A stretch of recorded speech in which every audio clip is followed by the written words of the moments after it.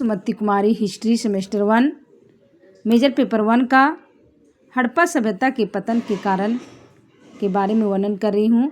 तो देखते हैं कि सिंधु सभ्यता जिस द्रुत गति से प्रकाश में आया उसी तरह उसका पतन भी हो गई। इसके लिए विद्वानों ने कई कारण बताए हैं।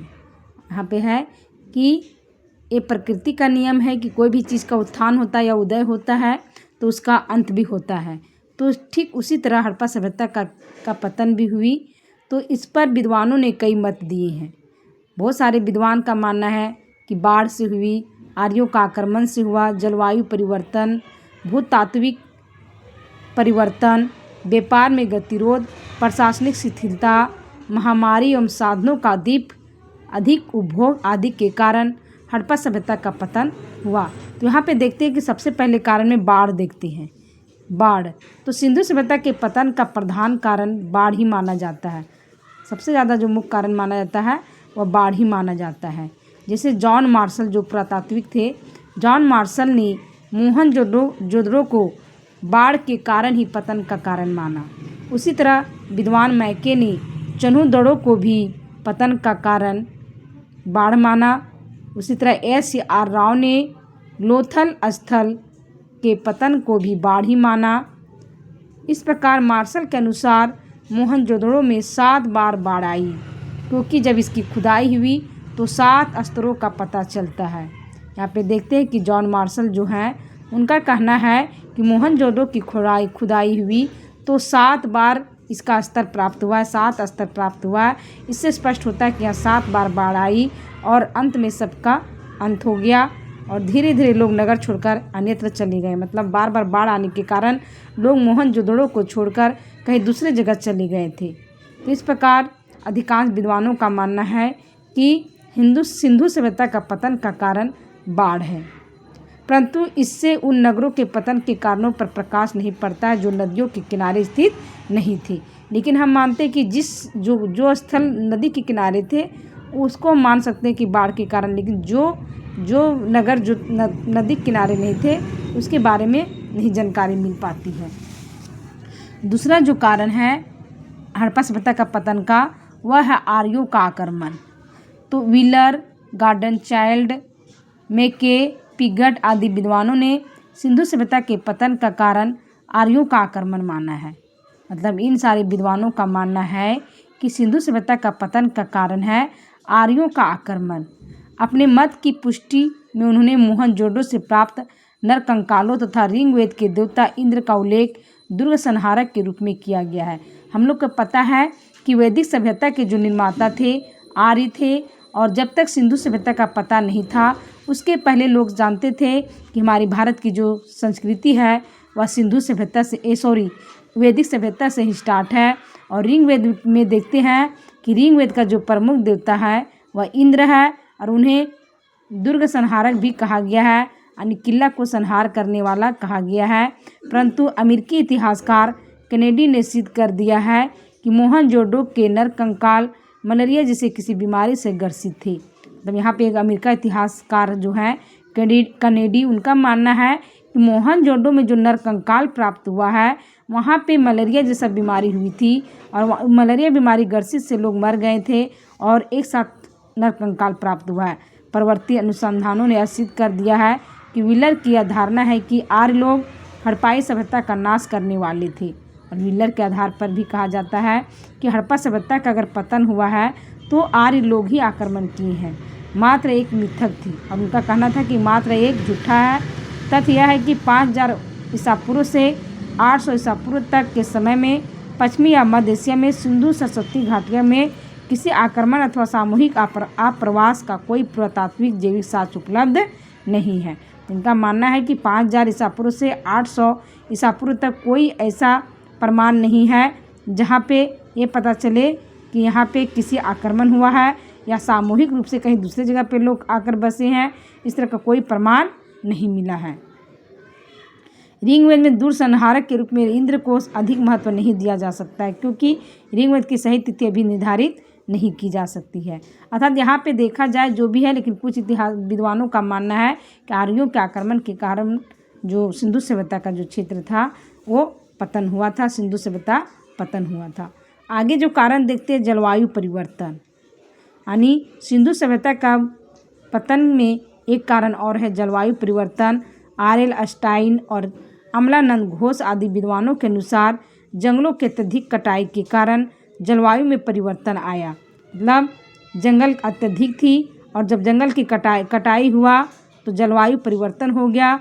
राजस्थान के क्षेत्र में जहाँ पहले बहुत वर्षा होती थी अब वहाँ वर्षा कम होने लगी, अतः सभ्यता धीरे धीरे नाश हो गई। यहाँ पे देखते हैं कि जब सिंधु सभ्यता थी तो वहाँ उस समय बहुत सारे पेड़ थे और पेड़ रहने के कारण बहुत वर्षा होती थी, लेकिन धीरे धीरे जंगलों की कटाई होने के कारण जलवायु में परिवर्तन आ गया और राजस्थान के एरिया में वर्षा कम हो गई और जब वर्षा कम हुई तो सभ्यता धीरे धीरे पतन की ओर चली गई। आगे कारण में देखते हैं भूतात्विक परिवर्तन। M.R. Sahni, R.L. Raikes, George F Dales और S.T. लेम्ब्रिक सिंधु सभ्यता के पतन में भूतात्विक परिवर्तन को प्रमुख कारण मानते हैं। अर्थात इन सारे विद्वानों ने सिंधु सभ्यता का पतन में भूतात्विक परिवर्तन को मानते हैं। भूतात्विक परिवर्तनों के कारण नदियाँ का मार्ग बदल गया। मतलब भूतात्विक परिवर्तन हुआ जिसके कारण जिस नदी का जो दिशा थी वह दिशा विपरीत की ओर कहीं और दूसरा दिशा में ये लोग बदल गए। यानी भूतात्विक परिवर्तन के कारण जो नदी का जो मार्ग था वह बदल गया, जिससे लोगों में सिंचाई, पानी के पीने आदि का अभाव हो गया। यानी जिस क्षेत्र में नदी का दिशा था उस क्षेत्र में लोग निवास करते थे और लेकिन जब भूतात्विक परिवर्तन हुआ तो नदी का मार्ग बदल गया और नदी के मार्ग बदलने से इन लोगों को सिंचाई की व्यवस्था में दिक्कत होने लगी, पीने की पानी का भी दिक्कत होने लगा। ऐसी स्थिति में लोग कहीं दूसरे जगह जाना शुरू कर दिया, पलायन करना शुरू कर दिया और सिंधु सभ्यता का ये पतन का कारण हुआ, क्योंकि इस कारण से वे अपने अपने स्थानों को छोड़कर दूसरे स्थानों को चले गए जब पानी मिलना बंद हो गया। तो आगे देखते हैं कारण में विदेशी व्यापार में गतिरोध। 1895 में W.F. अल्ब्राइट ने यह मत व्यक्त किया है कि मेसोपोटामिया के साक्ष्यों के अनुसार सिंधु सभ्यता का अंत लगभग 1750 ईसा पूर्व माना जाता है।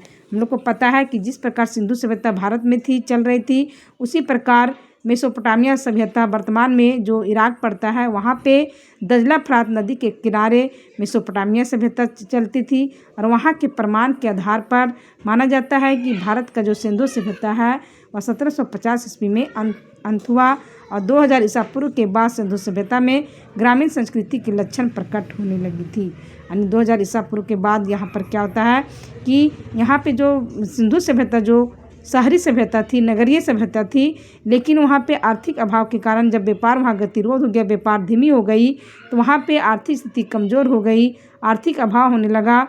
तो वह जो शहरी सभ्यता थी यानी नगरीय सभ्यता थी जो सिंधु सभ्यता और ग्रामीण संस्कृति के रूप में झलक आने लगी। इससे पता चलता है कि उसकी आर्थिक ढांचा क्या था, लड़खड़ाने लगा था। यानी व्यापार जब मंदी पड़ गई थी, मंदा चलने लगा तो आर्थिक स्थिति कमज़ोर हो गई और जो शहरी सभ्यता था सिंधु सभ्यता वह ग्रामीण संस्कृति की तरफ दिखने लगी और यह पतन का कारण बना।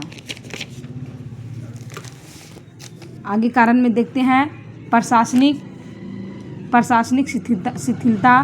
मार्शल के अनुसार सिंधु सभ्यता का अंतिम चरण में प्रशासनिक शिथिलता का लक्षण दृष्टिगोचर होने लगा। अब मकान व्यवस्थित ढंग से नहीं थे तथा उनमें कच्ची ईंटों का प्रयोग भी अधिक होने लगा, अतः सभ्यता धीरे धीरे नष्ट हो गई। जो प्रशासनिक व्यवस्था था वह अच्छा तरीक़ा से नहीं चल पा रहा था और यहाँ पे देखते हैं कि मकान जो पहले ग्रिड पद्धति और व्यवस्थित ढंग से बनाई जाती थी अब वह नहीं बनने लगा तथा पहले जो भवन पक्की हुई ईंटों से बनता था वहाँ पे कच्ची ईंटों का निर्माण होने लगा, अतः सभ्यता धीरे धीरे नष्ट की ओर होने लगा। आगे कारण में देखते हैं कि महामारी। तो सिंधु सभ्यता का पतन में एक और कारण है महामारी। जो अमेरिकी इतिहासकार है K.U.R. केनेडी का विचार है कि मलेरिया जैसे किसी महामारी से सिंधु सभ्यता का जनसंख्या नष्ट हो गई। यानी इस इतिहासकार को मानना है, वो इतिहासकार है K.U.R. केनेडी। इनका मानना है कि मलेरिया जैसी बीमारी फैली जिसके कारण सिंधु सभ्यता का जनसंख्या धीरे धीरे नष्ट होने लगा। साधनों का अतिशय उपभोग। एक आधुनिक मत यह है कि सभ्यता में अपने साधनों का ज़्यादा से ज़्यादा व्यय कर डाला जिससे जीवन शक्ति नष्ट हो गई। यानी सिंधु सभ्यता का पतन का एक और कारण है साधनों का अतिशय उपयोग, यानी साधनों का ज़्यादा प्रयोग कर लेने से जिससे कि जीवन लोग का शक्ति जो था वह नष्ट हो गई और इसकी जांच के लिए विस्तृत अनुसंधान की आवश्यकता है। लेकिन जो ये कारण माना जा रहा है, इसके लिए अनुसंधान की आवश्यकता है, रिसर्च की आवश्यकता है, तो अभी इसके लिए ज़रूरत है। अदृश्य गाज के कारण, एक और कारण है अदृश्य गाज। तो सिंधु सभ्यता का विनाश का पर्यावरण में अचानक होने वाले किसी भौतिक रासायनिक विस्फोट अदृश्य गाज के कारण हुआ। यानी जो रूसी विद्वान है एम दिमित्रिएव का मानना है कि सिंधु सभ्यता का पतन का कारण हमें एक है कि पर्यावरण में अचानक जो होने वाला किसी भौतिक रासायनिक विस्फोट हुआ, अदृश्य गाज अचानक विस्फोट हुआ, जिसके कारण उससे निकली हुई ऊर्जा तथा ताप 15,000 डिग्री सेल्सियस के लगभग मानी जाती है। मतलब अचानक विस्फोट होता है, रासायनिक विस्फोट होता है, जिसके कारण उससे जो निकला था ऊर्जा और ताप 15,000 डिग्री सेल्सियस, जिससे दूर दूर तक सब कुछ विनष्ट हो गया, नाश हो गया।